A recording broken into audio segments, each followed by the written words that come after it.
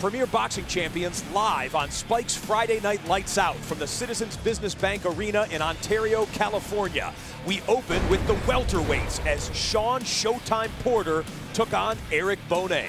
Eric Bonet, a last-minute replacement, only 24 hours notice, but he was nobody's stepping stone champ. He came in to fight tonight. Yeah, he showed very well. And again, hats off to Porter, man. He stayed calm, he stayed cool.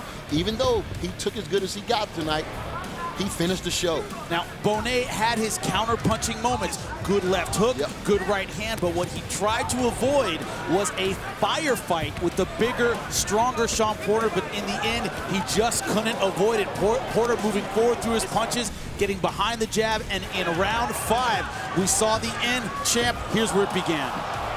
You know, unfortunately, it began with an injury. I mean, but, you know, I think Porter would have came on eventually. But man, this fight was too close for comfort for Porter until he ended it.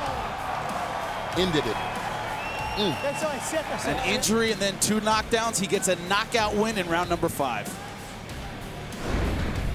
We continue with a fantastic heavyweight bout. 8 rounds of brawling between Chris Arreola and Curtis Harper. The energy from this fight carried the crowd, it carried us all the way through the card. This could have been a highlight at any point. In the first round, Chris Arreola knocked down Harper. We thought this was going to be early over, champ. Yeah, I know, but I had Harper in camp with me. I know he's tough as nails. Man, he just had to clear the cobwebs, and when those cobwebs got cleared, he got the business. I have never hammered a nail in my life as hard as this guy, as strong as this guy, and nails don't hit back. Harper was hitting back throughout this fight. Yes, he was, and like I said, this is what we need in boxing. This man came out here, put a great display on, win, lose, or draw. We got to see Harper in another fight. Give him time to really prepare and see how good he can be. Chris Arreola, we thought it was even going into the final round. Like the championship caliber fighter he is, he turned it on when he needed it, took the last round, and as a result, took a unanimous decision win over a very, very game and tough Curtis Harper. And it was a good showing by Arreola, but again, he took a lot of punishment tonight. I mean, when has he ever had an easy fight? We ended the night with the main event. Welterweights, Andre the Beast Berto against the Riverside Rocky, Josecito Lopez. From the beginning, champ, you and I were looking at the footwork, at the feet. How will Berto come out? And he came out flat-footed. Josecito Lopez took advantage in the early rounds, throwing combinations. Berto seemed tight, but then, like you said, he started loosening up.